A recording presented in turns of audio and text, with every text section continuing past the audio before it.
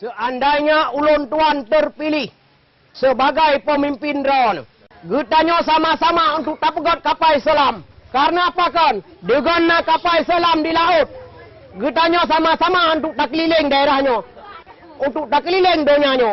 Hidup Pak Salam! Hidup Pak Tenjin! Ulun tuan akan dan pegat jalan bawah laut guna transportasi antara Aceh dan Malaysia. Dan juga ke Brunei, Singapura, Malaysia. Sana yang kalepah Malaysia. Hana? Hana! Ulun tuan pitan cit. Sama-sama dengar saja ngoteliuhnya.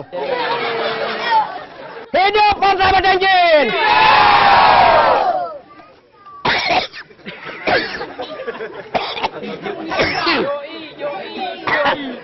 Pulang Pak Salam kalau tengok mik ni.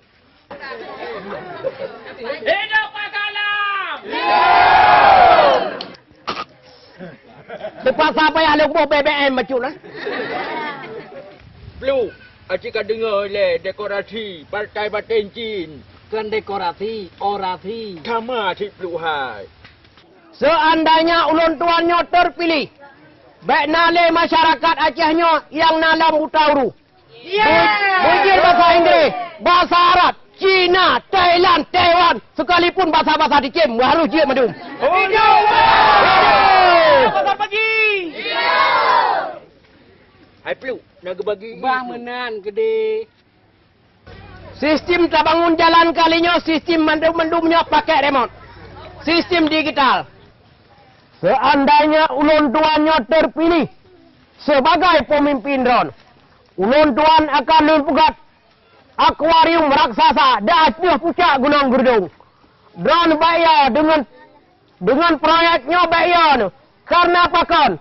Akuariumnya dipegat terbaik dari kaca 6.000 inci. Manu, nyan Yusniar pasti naija. Tebak, Haji Umar kan saudara dengan Pak Salam pasar bagian. Pasti kerja. Anda je petang Yusniar Manu. Nah, Haji Umar. Puya de Blue. Parang. Tetapi bak kempaya hanya gebuat parang hai Blue hai. Hai Manu, Haji Umanyan, bak kau rigop getem pakai. Kan tepu. Ada menang percaya nak yang tuan draw ke? Tepu. Menanti dalam bidang pariwisata, getanya akan tak undang turis-turis yang na di luar. Supaya dengan awaknya jak, mungkin aset daerah getanya yang utama. Hidup Pak Salam! Hidup Bersama Tenjin! Hidup Bersama Tenjin! Hidup!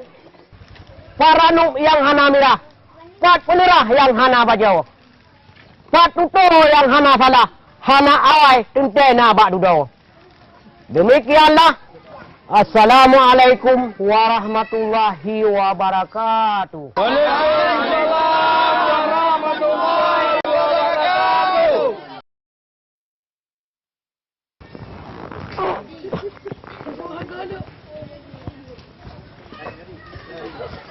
Ini baru pemimpin yang good. Iya.